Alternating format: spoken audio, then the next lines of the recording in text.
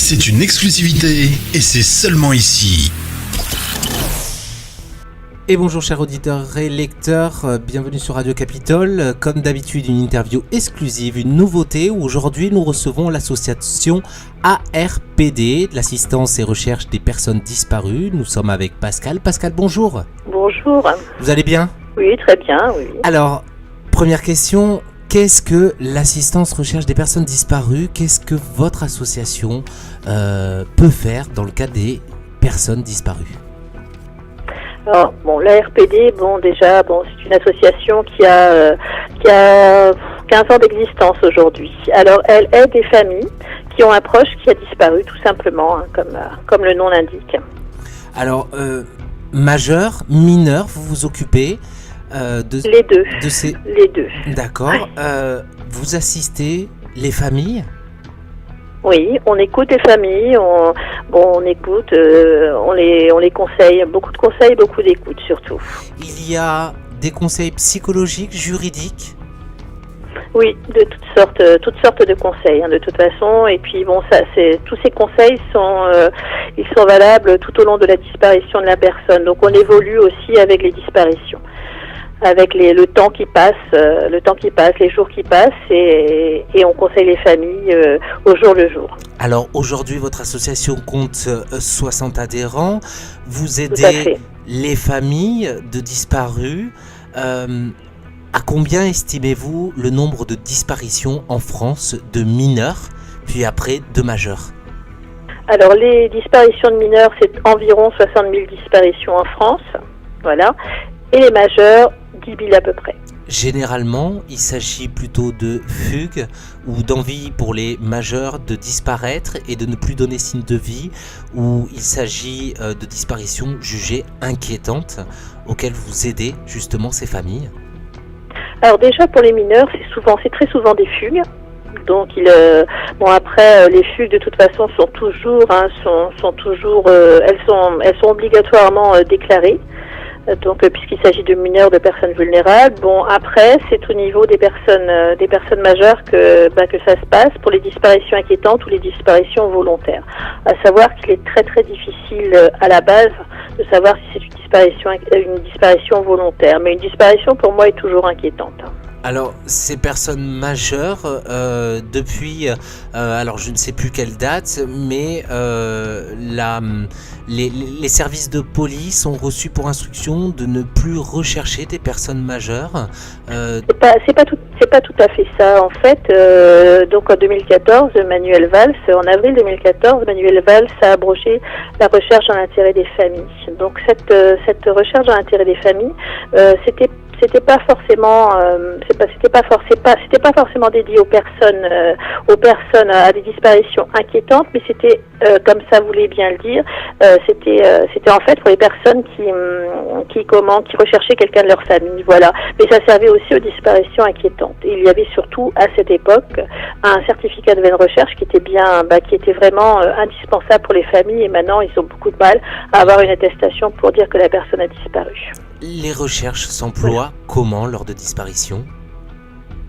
Quand quelqu'un disparaît, de toute façon, les personnes vont déclarer la disparition, qui est prise en compte ou pas. Et dès lors, les services de police ou de gendarmerie ou les BGT, s'occupent des enquêtes. Nous, on est là après pour prendre le relais, et aussi pour écouter les familles, pour écouter, les entendre, et aussi quand ça ne va pas, quand elles ont besoin de soutien, parce que c'est très très dur d'avoir quelqu'un qui disparaît. Et puis honnêtement, la chose qu'on entend très très souvent, c'est ça n'arrive pas qu'aux autres, mais c'est sûr, parce qu'on pense que ça n'arrive qu'aux autres, mais le jour où ça se passe chez vous, c'est complètement, vous n'y croyez pas. Vous n'y croyez pas. Quels moyens vous développez pour votre association pour pouvoir aider ces familles ? Des moyens, on va dire des moyens. Si c'est moyens, ça dépend par quel moyen vous entendez. Si c'est des moyens, on a dans l'association, des anciens ou même des personnes qui sont des personnes qui sont à la police ou gendarmerie. On a aussi des enquêteurs privés. Bon, mais ça, c'est si le besoin s'en fait ressentir. C'est pas forcément, il n'y a pas d'enquête forcément à chaque disparition. Il y a beaucoup de choses à faire, et puis de toute façon, les enquêtes étant déjà normalement faites par les services de police, nous, notre rôle normalement, c'est d'aider, c'est vraiment de les aider à aussi d'aider les autorités à comment justement à écouter les familles, parce que c'est pas évident non plus, ils n'ont pas que ça à faire. Donc bon, voilà, on prend un peu le relais. Dernièrement, vous avez eu affaire à quel genre de disparition ? C'est souvent des disparitions inquiétantes.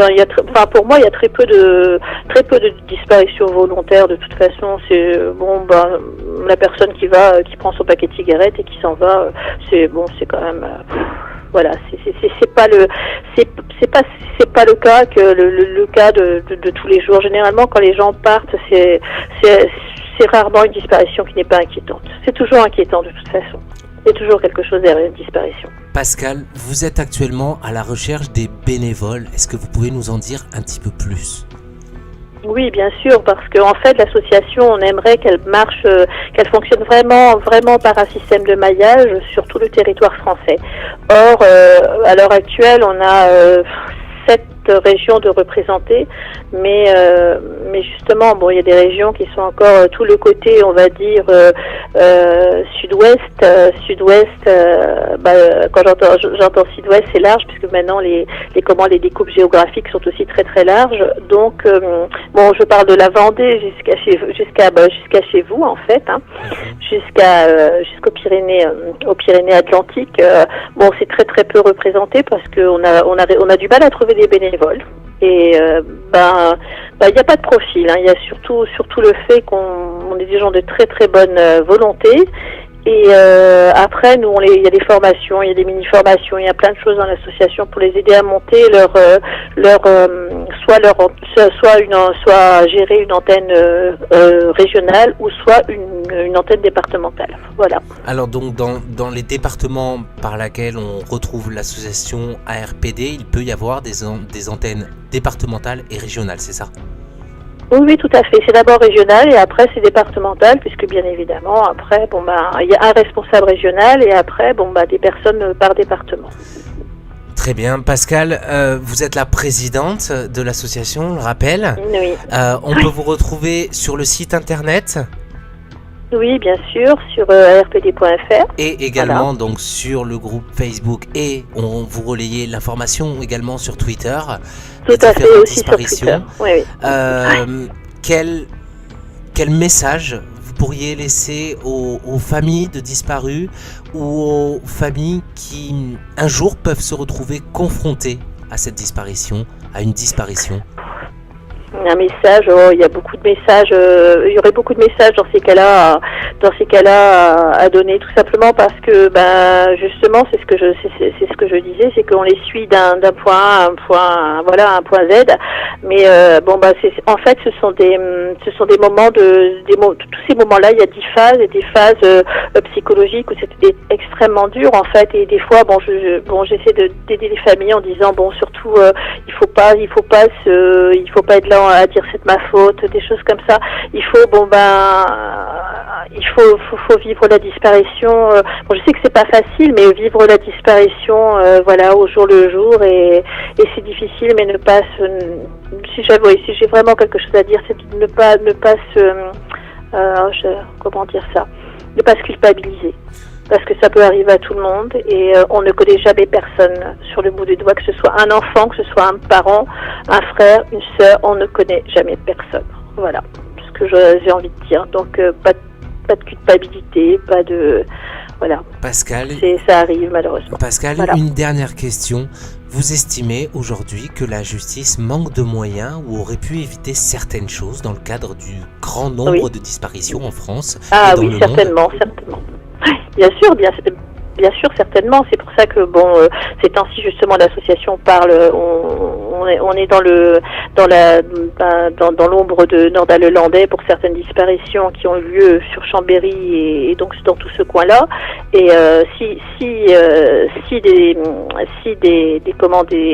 des enquêtes avaient été bien plus approfondies, certainement on n'en serait pas là et on n'y aurait pas plus de 20 familles qui à nous contacter pour voilà. Bon, maintenant on dit absolument pas que Nordal-le-Landais est intervenu sur ces 20 disparitions. Voilà, mais c'est vrai que bon, voilà, bien sûr, la justice nous le dira. Bien sûr que donc de tous les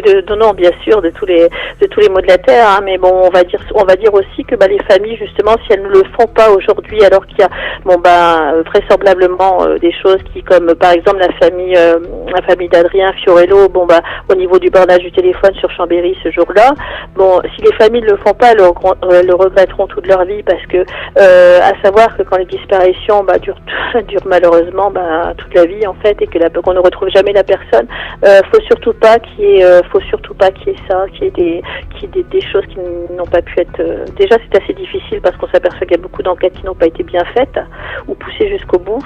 Alors il y a des failles, c'est sûr. En quelque sorte, ce que vous suggérez, c'est que toutes les portes à explorer doivent l'être par la justice. Bien sûr. Il faut ouvrir les portes. Par la suite être fermées l'une après l'autre, si effectivement il n'y a pas d'éléments. Alors sur le site, il y a 20 propositions. Hein, on parle de nos 20 propositions, mais maintenant il y en a 33. Et ces propositions ont été faites dans les ministères, et on aimerait justement qu'on nous écoute, parce que on voudrait par exemple faire passer les familles pour des victimes, hein, parce qu'elles sont victimes. Hein, quand vous avez quelqu'un qui part comme ça, vous vous retrouvez en position de victime.